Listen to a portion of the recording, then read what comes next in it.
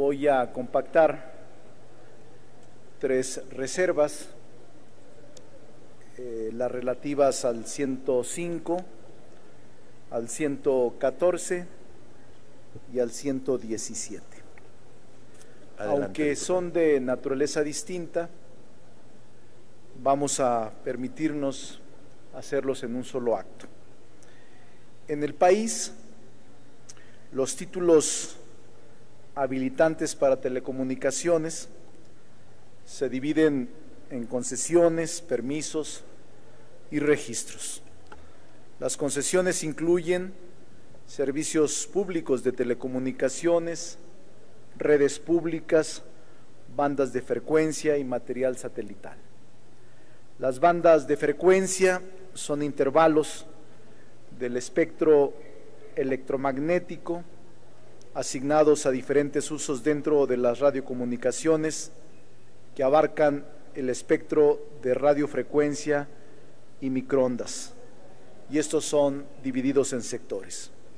En México, el espectro radioeléctrico, como espacio aéreo, es un bien nacional, es inalienable y es imprescriptible, por lo que está sujeto al régimen de dominio público de la Federación y susceptible de aprovechamiento por particulares a través de concesiones. Y por ello el Ejecutivo Federal está facultado para dar el otorgamiento de licencias para su uso o aprovechamiento adecuado conforme a las leyes establecidas. Sin embargo, el tema de las concesiones en nuestro país tiene que mejorar, ya que existe una concentración extrema de medios de comunicación en manos de unos cuantos, y por ello los precios en los servicios de este sector son elevados y de mala calidad.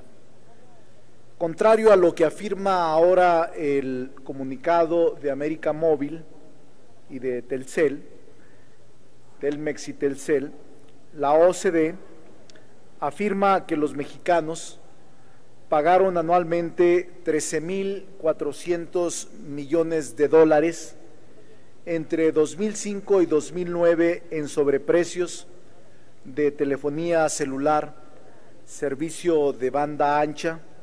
De hecho, estos precios que maneja América Móvil son los más altos entre los países miembros de esta organización. La realidad es que México es un país de grandes monopolios.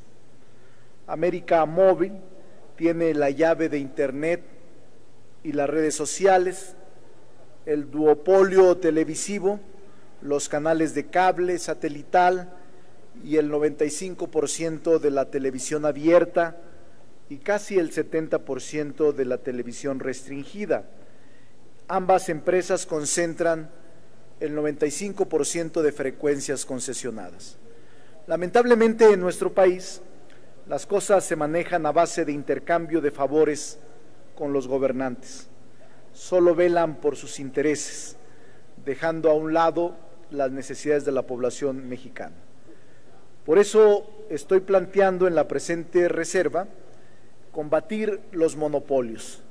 Agregamos a la fracción primera del artículo 105 la expresión en caso de concentración y prácticas monopólicas, cambiar o rescatar bandas de frecuencia o recursos orbitales. No dejemos que las empresas dominantes en el sector de telecomunicaciones se sigan protegiendo bajo la complicidad de las autoridades.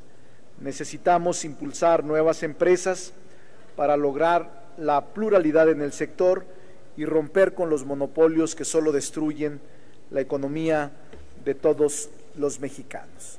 En este y en los otros dos, presidente, le solicitaría plasme íntegra nuestra propuesta de reserva.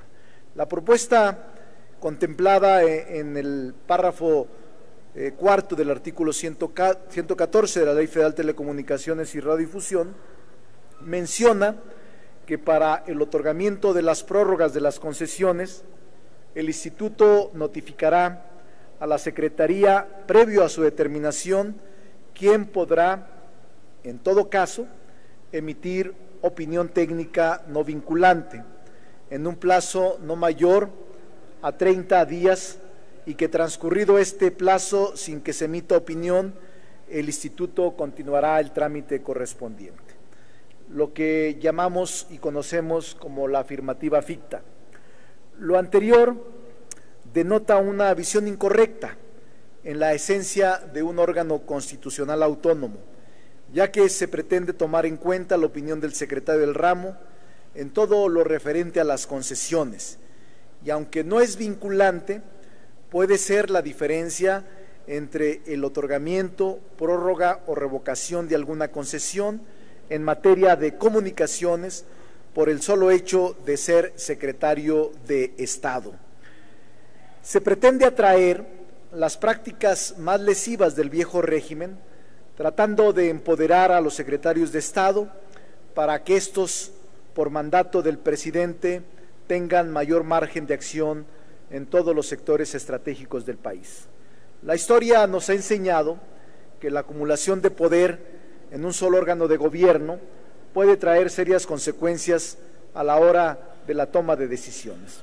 El artículo 28 de la Constitución establece en el artículo 15 que el Instituto Federal de Telecomunicaciones es un órgano autónomo, por lo que no debería estar vinculado a ninguno de los poderes constituidos. Cabe señalar que el Instituto es un órgano especializado en la materia, por lo que se nos hace absurdo que el secretario del ramo deba emitir una opinión técnica al otorgar una concesión y otra para el otorgamiento de prórroga, las cuales, de no ser emitidas estas en un plazo no mayor a 30 días, el Instituto continuará los trámites respectivos. El concepto de autonomía en su estricto sentido institucional se entiende como una forma de división de poderes. Sin embargo, con la disposición que se pretende aprobar, el Instituto pone en riesgo ese carácter, el carácter de autónomo, pues se lesiona su independencia en la toma de decisiones al estar influido por intereses políticos, lo cual pudiera afectar el adecuado funcionamiento del órgano. Por eso es que nosotros proponemos se elimine del párrafo cuarto del artículo 114 del dictamen a discusión los órganos autónomos constitucionales para que se elimine esta opinión que, aunque no es vinculante, nos parece que desnaturaliza la autonomía del órgano denominado Instituto Federal de Telecomunicación, por lo que consideramos que se debe eliminar esta fracción y otorgarle plena autonomía. La última reserva, ciudadanos legisladores, es al 117. Es un asunto muy delicado. Este artículo refiere que en caso de desastre natural, de guerra, de grave alteración del orden público, o cuando se prevea algún peligro inminente para la seguridad nacional, la paz interior del país, la economía nacional, el Ejecutivo Federal pueda requisar las vías generales de comunicación, que el Instituto apoye la labor técnica de la requisa mientras subsista y que se mantengan las condiciones que la propiciaron, y que el administrador designado por el presidente de la República tenga facultades amplias para cumplir con los fines establecidos. Consideramos que aprobar este artículo en los términos del dictamen enfrenta lo que establece el artículo 29 de la Constitución Política de los Estados Unidos Mexicanos.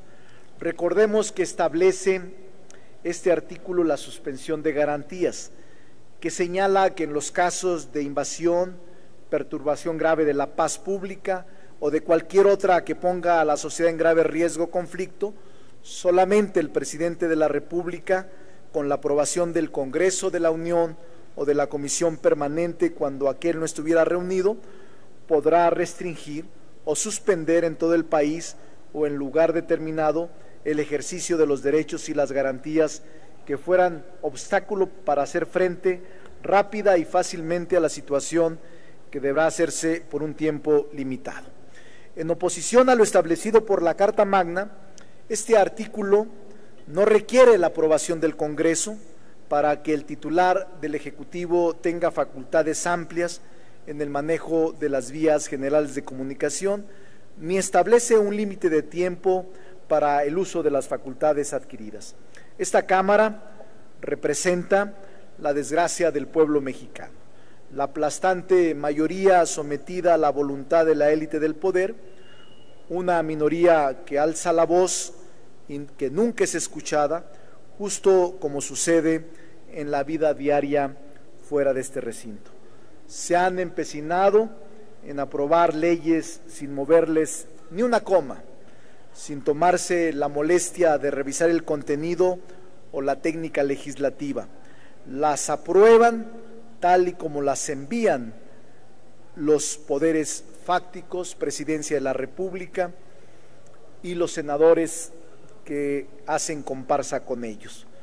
Prefieren ser la burla del Senado, de la Suprema Corte, cuando nos hacen correcciones o cuando con un voto se oponen a este tipo de dictámenes. El último ejemplo es esto que estamos comentando.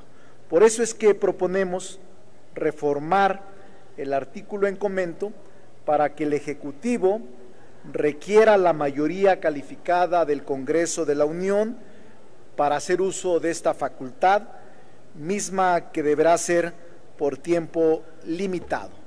Es, ciudadanos legisladores, simplemente otorgarle congruencia.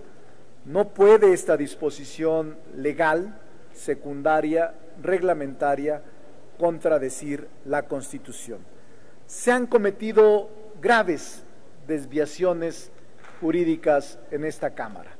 Se han aprobado leyes contrarias a la Constitución y lamentablemente se siguen cometiendo una serie de barbaridades jurídicas que no podemos dejar pasar sin siquiera discutir, comentar o deliberar. Nos parece muy grave lo que sucede en esta Cámara. Hemos entrado a un proceso de decadencia política y de desconfianza ciudadana. Muchas gracias.